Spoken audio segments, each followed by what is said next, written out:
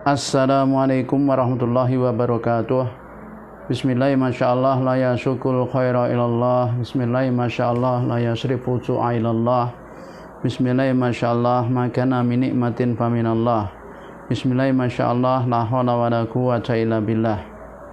Alhamdulillah, alhamdulillahilladzi khalaqal mauta wal hayata liyabluwakum ayyukum ahsanu amala wa huwal azizul ghafur. Asyhadu an la ilaha illallah wahdahu la syarikalah wa asyhadu anna Muhammadan abduhu wa rasuluh. Allahumma salli wa sallim ala sayyidina Muhammadin wa ala alihi wa sahbihi ajmain wa man tabi'ahu bi ihsanin yaumil amma ba'd. Qala ta'ala fi kitabil karim, a'udzu billahi minasyaitonir rajim. Bismillahirrahmanirrahim. Wa ma kana li nafsin an tamuta illa bi idnillahi kitaban muajjala wa man yurid thawabad dunya nu'tihi minha wa man yurid thawabal akhirati nu'tihi minha wa sanajziz syakirin. Bapak, ibu-ibu, kaum muslimin dimanapun Anda berada, alhamdulillah, puji syukur atas nikmat-nikmat Allah, kita kembali dipertemukan di malam bulan Ramadan ini. Mudah-mudahan dengan kita menghiasi malam Ramadan dengan amalan soleh, kita mendapatkan apa yang dijanjikan oleh Rasulullah SAW di dalam hadisnya yang mulia, man qama ramadanan imanan wa ihtisaban ghufira lahu ma taqaddama min dzambi. Barang siapa dirikan, yaitu di malam bulan Ramadan, amalan-amalan soleh seperti sholat tarawih, baca Quran, zikir, mengkaji ayat-ayat Allah, maka ya Bapak Ibu yang dirahmati oleh Allah, kalau yakin akan yaitu apa yang Allah janjikan, kalau yakin akan pahala-pahala Allah yang janjikan, maka ghufira lahum ma taqaddama min dzambi. Allah akan ampuni dosa yang sudah lalu, yaitu dosa kecil yang terakhir hubungan kita dengan Allah Subhanahu wa taala. Adapun dosa sama manusia, maka harus yaitu meminta maaf kepada yang bersangkutan.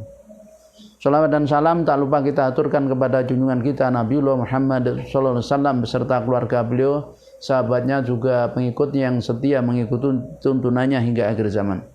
Bapak Ibu yang rahmati Allah, Allah Subhanahu wa taala berfirman di dalam surah Luqman ayat 145, a'udzu billahi minasyaitonir rajim.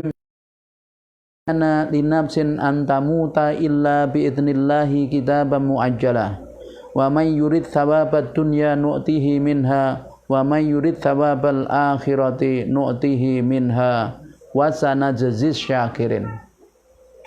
Wa ma kana, dan tidak adalah linafsin suatu jiwa antamuta dia akan mati illa biidnillah kecuali seizin Allah, kitaban muajjala, yaitu ketetapan yang telah ditentukan waktunya. Dirahmati Allah, bahwa seseorang itu mati dan hidupnya ditentukan oleh Allah. Kapan kita mati sudah dari Allah. Tidak ada dari kita yang tahu kapan usia kita akan berakhir. Yang tahu hanyalah Allah Subhanahu wa taala. Ya, sudah ditetapkan di Lauhul Mahfuz sejak Allah ciptakan pertama kalinya. Wa may yurid thawabad dunya, dan siapa yang mengendaki pahala dunia, nu'tihi minha, kami akan berikan padanya. Wa may yurid thawabal akhirati, dan siapa yang ingin pahala akhirat, nu'tihi minha, kami juga akan berikan padanya. Wa sanajziz syakirin, dan kami akan balas orang-orang yang bersyukur. Bapak Ibu, ya, karena kematian itu menjadi rahasia Allah dan setiap jiwa itu sudah ada ketetapannya, maka sesungguhnya kita harus berhati-hati di dalam mengisi kehidupan kita, apalagi sisa-sisa usia kita. Ketika Rasulullah SAW menyampaikan bahwa usia umat Rasulullah SAW itu sitin ila sab'in, 60 sampai 70, dan baginda Rasul sendiri menghadap Allah pada usia 63 tahun. Rata-rata usia umat Rasulullah SAW gitu. Maka apabila kita telah berusia 50 tahun, berarti kita tinggal sekitar berapa? Kalau 60 ya kurang 10 tahun. Kalau misalnya 63 itu kurang berapa? 13 tahun. Nah, berarti sudah sangat sedikit. Padahal kita tidak tahu. Bisa jadi besok sudah tidak ada. Bisa jadi kita tidak bisa menyelesaikan puasa kita 1 bulan penuh karena kita menghadap Allah. Maka orang yang menyadari demikian, dia akan selalu mengisi waktunya dengan amal soleh. Bapak Ibu yang dirahmati Allah. Sampai-sampai suatu hari ketika Imam Malik, gurunya Imam Syafi'i, beliau bermimpi bertemu dengan malaikat maut. Mumpung ada kesempatan ketemu malaikat maut, beliau menanyakan kapan dirinya akan dicabut nyawanya. Ternyata malaikat maut menunjukkan 5 jarinya. Menunjukkan begini, sehingga membuat yaitu Imam Malik gelisah setelah bangun tidur. Kemudian beliau mendatangi ulama ahli tafsir mimpi pada masa itu. Kemudian menanyakan kepada Muhammad ibnu Sirin tentang makna mimpinya itu, dan Muhammad ibnu Sirin menjawab dengan firman Allah Subhanahu wa taala dalam surah Luqman, surah ke-31. Beliau mengatakan, tidak usah khawatir, karena sesungguhnya ya malaikat maut tidak bermaksud mengatakan bahwa engkau kurang 5 hari lagi, atau 5 minggu, atau 5 pekan, atau 5 bulan, atau 5 tahun. Tapi beliau bermaksud mengatakan, malaikat maut mengatakan mohon maaf, rahasia, merupakan salah satu rahasia kematian itu dari 5 rahasia yang dirahasiakan oleh Allah. Sebagaimana dalam firman-Nya surah Luqman ayat 34. Allah berfirman, A'udzu billahi minasyaitonir rajim. Innallaha indahu ilmus sa'ah. Innallaha indahu ilmus sa'ati wa yunazzilul ghaitha wa ya'lamu ma fil arham. Wa ma tadri nafsum madza taksibu ghadan.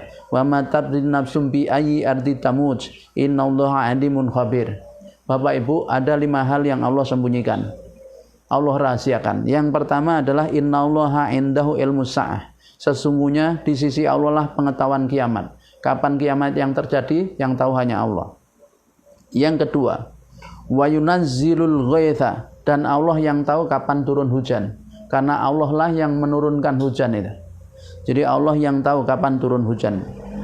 Ya, meskipun sudah mendung, kalau belum hujan, belum ditetapkan hujan, ya tidak akan hujan. Meskipun matahari terbit, panas, turun hujan, mudah bagi Allah Subhanahu wa taala. Dan itu sudah sering kita lihat. Kemudian dan Allah lah yang tahu isi rahim seseorang. Tidak ada yang tahu isi rahim meskipun sudah ada teknologi yaitu USG. Di USG bayi di dalam rahim perempuan, besok lahir laki-laki bisa. Di USG laki-laki, lahir perempuan mudah bagi Allah Subhanahu wa taala. Ya, bahkan sampai ada satu cerita, ini cerita ya. Yaitu cerita ini nyata. Ada orang punya anak perempuan jumlahnya 6. Kemudian ingin punya anak laki-laki. Karena begitu inginnya punya anak laki-laki, lalu mengikuti program bayi tabung. Ya, bayi tabung, spermanya diambil, sel telur istrinya diambil, kemudian dilakukan pembuahan di luar. Lalu sedemikian rupa direkayasa secara genetika bisa perempuan. Dan dokternya menjamin akan lahir perempuan. Dan kalau lahir laki-laki, dokternya taruhan sama pasiennya ini, sama suami si pasien. Pak, kalau nanti anaknya lahir laki, Bapak hanya membayar saya 100 juta. Tapi kalau nanti lahir perempuan, Pak, Bapak saya bayar 200 juta. Nah, Bapak Ibu yang dirahmati Allah, dia mati itu. Dia mati terus diikuti perkembangannya, dilihat laki. Dalam rahim diperiksa laki. USG laki. Tapi apa yang terjadi? Di luar kemampuan nalar mereka, lahir perempuan, Bapak Ibu yang dirahmati Allah. Akhirnya si dokternya lemes, pasiennya lemes. Ya, dokternya lemes karena bayar 200 juta, pasiennya lemes karena apa? Tidak jadi punya anak laki-laki. Bapak Ibu yang dirahmati Allah. Jadi hanya Allah yang tahu isi rahim seseorang. Bisa jenis kelaminnya, bisa watak atau karakternya. Kemudian yang ketiga, yang keempat, yang disembunyikan, dan tidaklah seseorang itu tahu apa yang diperbuat untuk dirinya hari esok. Kita nggak tahu besok kita itu berbuat apa. Kita rencana begini-begini, apakah mesti itu? Belum tentu. Dan yang kelima, wa ma tadri nafsum bi ayyi ardi tamus, dan tidak mengetahui suatu jiwa di bumi mana dia akan mati. Jadi kita tidak tahu kapan kita meninggal, dalam keadaan bagaimana, kota mana. Saya punya teman, dia punya orang tua aslinya dari Jawa Timur. kemudian berkunjung ke anaknya Semarang. Turun dari pesawat, ya Bapak Ibu sakit, dibawa ke rumah sakit dan perjalanan meninggal dunia. Rumahnya Jawa Timur, meninggalnya di Semarang. Tidak ada yang tahu. Di ayyi ardin tamut, di bumi mana dia meninggal, dia mati. Innallaha alimun khabir. Sungguhnya Allah Maha mengetahui, ya, Maha alim, Maha mengetahui, lagi Maha teliti. Oleh karena itu Bapak Ibu yang dirahmati Allah, maka ketika kita menyadari bahwa kematian itu di tangan Allah, kita tidak tahu kapan mati kita, maka kita akan menggunakan sisa usia kita itu untuk banyak beramal soleh. Oleh karena apa? Oleh karena Allah akan melihat akhir hidup seseorang, ya. Jadi dilihat akhir hidupnya. Maka ada suatu peristiwa, yaitu ketika Imam Fudail bin Iyad rahimahullah. Fudail bin Iyad rahimahullah ini wafat pada tahun 187 Hijriah. Berarti sudah 1300-an tahun yang lalu, ya. 1200 tahun lebih. Pernah berkata kepada seseorang begini, "Berapa usia Bapak? Berapa usiamu? Kam umruk? Berapa umur Anda?" Kemudian jawab, "Sitin sanatan." Jadi 60 tahun. Ya, 60 tahun. Kemudian Al-Fudail berkata, berarti sejak 60 tahun engkau berjalan menuju, hampir engkau akan sampai padanya. Kemudian mendengar perkataan itu, orang itu mengatakan, "Inna lillahi wa inna ilaihi raji'un." Sesungguhnya kita ini milik Allah, dan sesungguhnya kita kepadanya lah akan kembali. Kemudian Fudail bertanya lagi, "Ata'rifu tafsirah?" Tahukah Anda makna tafsir dari kalimat yang engkau ucapkan? Jadi nada tanya, belum orangnya menjawab, Fudail bin Iyad mengatakan gini, "Taqulu ana lillahi abdun wa ilaihi raji'un." Jadi yang engkau katakan itu tafsirnya adalah ana lillahi abdun, bahwa sesungguhnya aku ini adalah hamba Allah. Aku adalah hamba milik Allah. Aku ini hamba Allah, wa ilahi raji'un, dan kepadanya lah aku itu akan kembali. Itu maknanya. Maka faman alima annahu lillah abdun, maka siapa saja yang dia tahu bahwa sesungguhnya dirinya adalah hamba Allah, wa annahu ilaihi raji'un, dan bahwa sesungguhnya dia akan kembali kepada Allah, falya'lam, maka hendaknya dia tahu, annahu mauqufun, bahwa sesungguhnya dia nanti akan diberdirikan di hadapan Allah. Bahwa di hadapan Allah. Wa man alima annahu mauqufun, dan barang siapa yang dia tahu bahwa sesungguhnya dia akan diberdirikan di hadapan Allah, falya'lam, maka hendaknya dia tahu, annahu mas'ulun, bahwa sesungguhnya dia itu akan ditanya. Dia itu mas'ulun, dia itu akan ditanya. Wa man alima annahu mas'ul, dan barang siapa yang dia tahu bahwa dia akan ditanya, falyu'idda lis-su'ali jawaban, maka hendaklah dia mempersiapkan diri jawabannya. Jadi Bapak Ibu yang dirahmati Allah, itulah tafsir dari inna lillahi wa inna ilaihi raji'un. Fudail bin Iyad mengatakan gitu. Jadi tafsir inna lillahi wa inna raji'un itu bahwa aku hamba milik Allah, akan kembali kepadanya. Maka barang siapa yang dia mengetahui bahwa dia adalah hamba Allah dan akan kembali kepadanya, maka hendaklah bahwa dia tahu bahwa dia nanti akan dibangkitkan, dihadapkan kepada Allah SWT. Dan barang siapa dia tahu bahwa sesungguhnya dia itu akan dihadapkan kepada Allah, maka tahu bahwa sesungguhnya dia itu akan ditanya oleh Allah. Tahu bahwa dia akan ditanya oleh Allah, maka hendaknya dia mempersiapkan diri jawabannya. Kemudian orang itu bertanya, "Lalu apa jalan keluarnya?" Fudail kemudian menjawab, "Mudah. Jalan keluarnya itu mudah." "Lalu apa itu?" tanya laki-laki tersebut. Kemudian Fudail berkata, "Tuhsinu fima baqiya yukfaru laka ma madha." Jadi, tuhsinu fima baqiya yukfaru laka ma madha. Jadi, engkau berbuat baik di sisa usiamu, maka Allah akan ampuni bagimu apa yang telah lewat. Jadi jalan keluarnya mudah. Kalau engkau beramal soleh ampuni apa yang sudah lewat. Jadi tuhsinu fima baqiya yukfar laka ma madah. Ya. Jadi kau berbuat baik di sisa usiamu, maka Allah ampuni apa yang sudah lewat. Tapi sebaliknya, fa innaka in asya'ta fima baqiya, jika kamu berbuat jelek pada sisa usiamu, ukhitta bima madha wa bima baqiya. Maka Allah akan siksa, Allah akan hukum kamu karena kejelekanmu perbuatan yang dulu dan yang akan datang.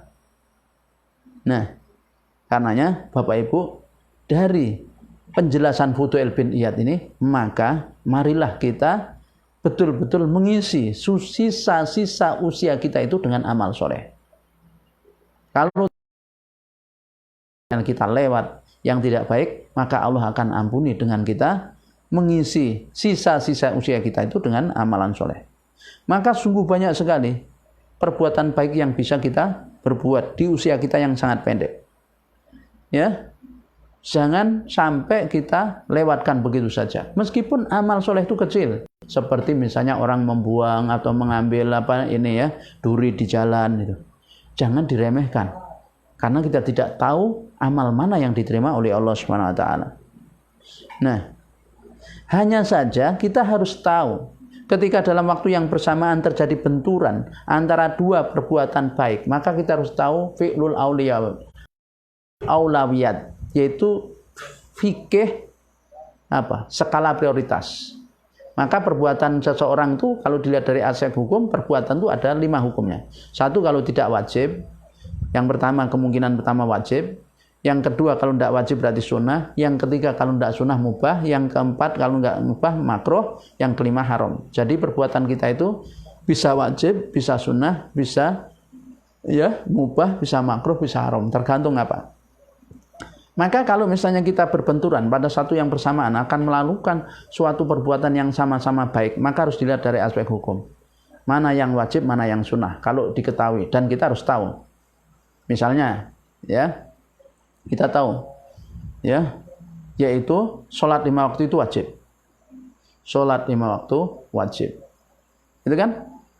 Kemudian yaitu orang dia mau menyelesaikan pekerjaan yang bisa ditunda, pelaksanaannya mana?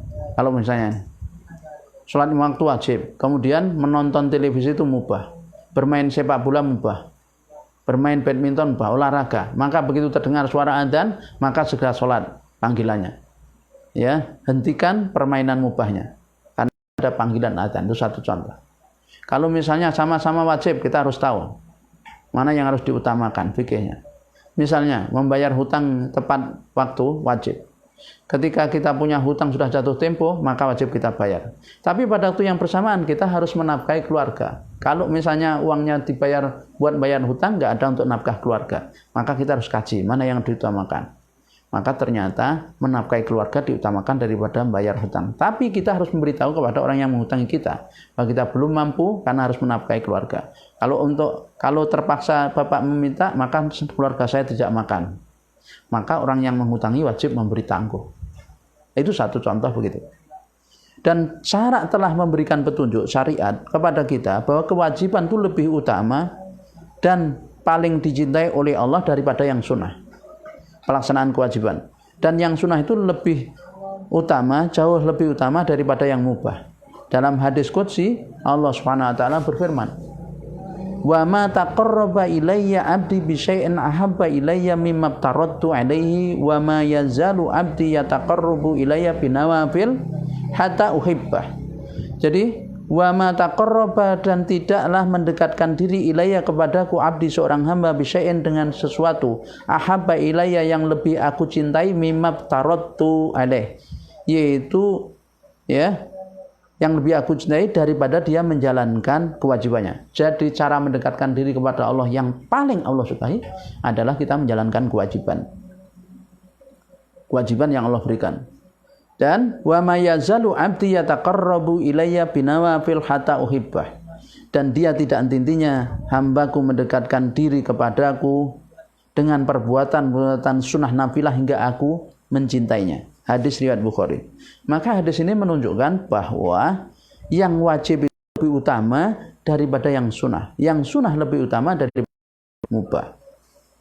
Nah, jadi Bapak Ibu yang dirahmati Allah, maka di antara kewajiban-kewajiban itu ada kewajiban yang lebih utama. Di mana kewajiban yang dengannya agama ini bisa tegak dan terlaksana. Jadi dari berbagai kewajiban itu ada yang disebut dengan a'dhamul wajibat atau tajul furud, mahkotanya kewajiban. Di mana dengan dijalankannya kewajiban ini ya, maka akan menjadikan hukum-hukum Allah yang lain itu jadi tegak. Sebaliknya maka menelantarkan berbagai hukum Allah Subhanahu wa taala. Dan kebanyakan kaum muslimin saat ini adalah menelantarkan kewajiban ini. Ya. Jadi kewajiban yang kalau ini tegak maka ikatan Islam itu akan terjaga. Tapi kalau ini lenyap, maka ikatan Islam itu akan lenyap satu persatu. Hingga akhirnya sholat pun jadi terabaikan di tengah masyarakat. Yang demikian ini dinyatakan oleh Rasulullah SAW dalam hadis riwayat Imam Ahmad dan Abu Ya'la dengan sanad sahih. Jadi Rasulullah SAW bersabda begini, la tunqadanna ural islami urwatan urwatan fakullama inqadat urwatun tasabbahasana fa awaluhunna naqdul hukmu wa akhirna shalah. Jadi Rasulullah SAW itu bersabda begini, ikatan-ikatan Islam itu akan terurai satu demi satu. La tunqadanna urul Islam urwatan urwatan. Sungguh akan terurai satu persatu ikatan Islam. Sungguh akan terurai satu. Fakullama inqadat urwatun, ketika satu ikatan terurai, tasabbathas nasu billati taliha. Kemudian manusia itu bergantungan pada ikatan selanjutnya. Fa awalahunna naqsalil hukmu. Jadi Rasul mengatakan dan yang pertama kali akan terurai adalah masalah hukum. Yang akan terurai itu itu masalah pemerintahan. Wa akhiruhunna shalah. Dan yang terakhir adalah masalah sholat. Nah, oleh karena itu kenapa Bapak Ibu yang dirahmati Allah, para sahabat itu menjadikan kewajiban tegaknya pemimpin setelah Rasulullah SAW wafat itu menjadi hal yang utama. Terpilihnya pemimpin setelah Rasulullah SAW wafat itu menjadi perkara yang betul-betul diperhatikan oleh para sahabat Nabi. Yang dalam Islam yaitu disebut dengan nasbul imam, mengangkat seorang khalifah, mengangkat seorang khalifah, yakni setelah Rasulullah wafat, yaitu nasbul khalifatu Rasulillah, mengangkat pengganti Rasul. Ya, nasbul imaratul amirul mukminin, memilih pemimpinnya orang mukmin. Bukti bahwa itu sebagai kewajiban yang terpenting oleh para sahabat. Itu para sahabat Nabi yang notabene mereka ini orang-orang yang terbaik dari umat ini, yang paham betul Al-Quran. Itu sampai menunda, yaitu pemakaman Rasulullah SAW. Hingga 3 hari, coba Bapak Ibu. 3 hari ditunda. Padahal tahu para sahabat itu paham betul yang namanya jenazah itu harus segera dimakamkan. Apalagi ini jenazah Rasul. Tapi mereka menundanya hingga 3 hari untuk membicarakan siapa pengganti setelah Rasulullah SAW. Urusan umat. Maka mereka kemudian berkumpul di rumah, di tempat yaitu Saqifah Bani Sa'idah, yang Bapak Ibu, kalau yang sudah pernah umrah atau yang akan umrah, insya Allah, mudah-mudahan nanti COVID-19 segera diangkat oleh Allah, ya, dengan ketaatan kita kepadanya di bulan Ramadan ini. Semoga Allah lekas segera mengangkat COVID-19 itu, Bapak Ibu, sehingga kita bisa kembali umrah, haji, ya, yang saat ini ditutup oleh pemerintah Saudi karena memang dikhawatirkan akan menjadi media penularan COVID-19. Nah, itu kalau kita ke Madinah, maka Bapak Ibu tahu Masjid Madinah itu ada banyak pintu, ya, ada pintu 1, 2, 3 sampai berapa gitu. Nah, yaitu Sakifah Bani Sa'idah ini arahnya di pintu 7 itu. Nanti kalau di pintu 7 Bapak Ibu keluar pintu 7 kemudian cari yaitu taman. Ada taman di situ, pohon kurmanya ada, kemudian ada kebun, ada apa dulu Sakifah Bani Sa'idah di mana mereka membaiat Sayyidina Abu Bakar radhiyallahu anhu untuk menjadi khalifatur Rasulullah, pengganti Rasulullah. Di situ ada prasastinya. Ya. Nah, Bapak Ibu yang dirahmati Allah, sehingga para sahabat menyibukkan diri dalam hal itu. Ya, sampai menunda pemakaman jasad Rasulullah SAW, manusia yang paling mulia. Nah, Bapak Ibu yang dirahmati Allah.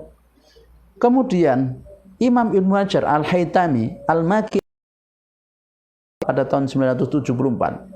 Ya, madhabnya Syafi'i, Imam Ibnu Hajar Al-Haytami Al-Maki Asy-Syafi'i dalam kitabnya Syawa'iqul Muhriqah juz 1 halaman 25, beliau menyatakan begini. I'lam aidon, ketahui juga anna sahabata, bahwa sesungguhnya sahabat ridwanullahi ta'ala alaihim ajmain, yang Allah meridhai mereka semuanya, ajma'u, mereka bersepakat ala atas anna nasbal imami, bahwa sesungguhnya memilih atau mengangkat ya yaitu seorang imam, yakni seorang khalifah ba'da inqiradi zamanin nubuwati, setelah zaman kenabian, wajib, bal ja'aluhu ahammal wajibat, bahkan mereka telah menjadikan, mereka para sahabat ini menjadikan bahwa ini adalah ahammal wajibat, paling wajib, tajul furud, mahkotanya kewajiban, min a'dhami wajibat, min a'dhami wajibat hadatin, jadi kewajiban tertinggi dari agama ini. Inilah Bapak Ibu yang tertunda sampai kurang lebih 90 tahun setelah runtuhnya kekhalifahan yaitu Turki Utsman. Nah, yang kemudian menyebabkan hilangnya keberkahan hidup manusia. Kenapa? Karena hukum Allah tidak tegak. Tidak tegak secara keseluruhan, hanya tegak sebagian kan. Padahal kalau jalan sebagian, tidak jalan sebagian, itu bukan kerahmatan yang terjadi, tapi justru kehinaan. Karena Allah mengatakan apa tuh binuna bibadil kitabi takfurna bibad, maka apakah kalian iman sebagian kitab lalu kalian ingkar sebagian yang lain? Fama jazaa'u may yaf'alu dzalika minkum illa khizyun fil hayatid dunya wa yaumal qiyamati yuraduna sadil adab wa ma Allahu bighafilin ma ta'malun. Maka Allah tanya, apakah kalian beriman dengan sebagian isi kitab lalu ingkar sebagian yang lain? Kalian jalankan sebagian lalu kalian telantarkan sebagian yang lain. Maka ketika tidak seluruh hukum Allah itu diterapkan, yang terjadi bukan kerahmatan tapi justru kedzaliman. Nah, itu untuk menjadikan rahmatan itu harus utuh. Ya. Nah, harus utuh. Bapak Ibu. Kalau tidak utuh, maka kehinaan yang terjadi, dan itu dialami oleh kaum muslimin sekarang. Ya. Baik menjadi mayoritas maupun menjadi minoritas, kaum muslimin sama-sama tidak bisa berbuat apa-apa, sama-sama terdolimi, ya. Nah, karena tidak tegaknya hukum Allah secara keseluruhan.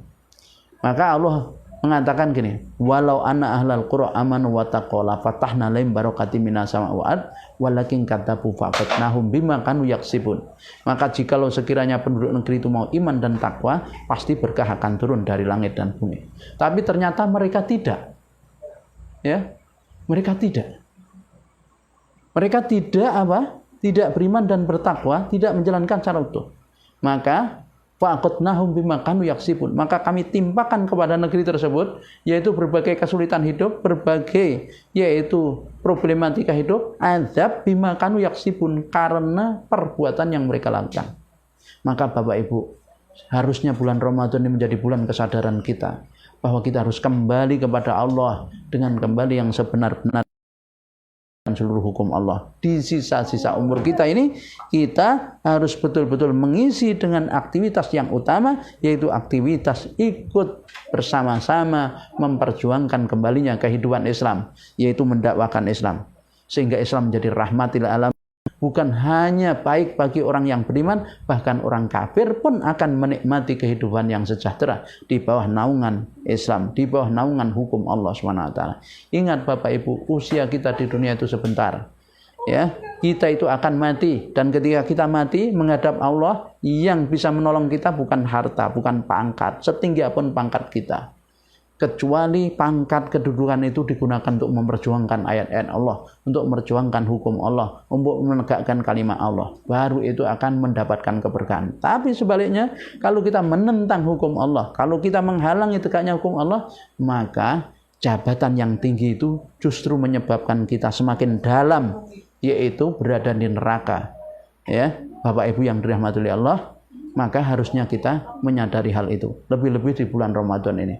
Mudah-mudahan Allah SWT mengetuk hati kita, melembutkan hati kita di bulan yang mulia ini, sehingga kita mudah untuk menerima nasihat dari manapun datangnya, untuk kembali kepada Allah SWT, kembali kepada hukum Allah. Apakah belum cukup kita, yaitu dengan tertimpanya pandemi corona ini, COVID-19, musibah ini, kita untuk kembali kepada Allah Subhanahu wa taala. Bahwa tidak ada yang bisa mengangkat ini kecuali Allah Subhanahu wa taala. Semoga Allah Subhanahu wa taala segera mengangkat musibah ini dengan ketaatan kita kepadanya, khususnya di bulan Ramadan. Semoga Allah segera menurunkan pertolongannya terhadap dunia ini, terhadap kita kaum muslimin, sehingga bisa mengembalikan kehidupan Islam. Akhirul kalam, billahi taufik wal hidayah. Wassalamualaikum warahmatullahi wabarakatuh.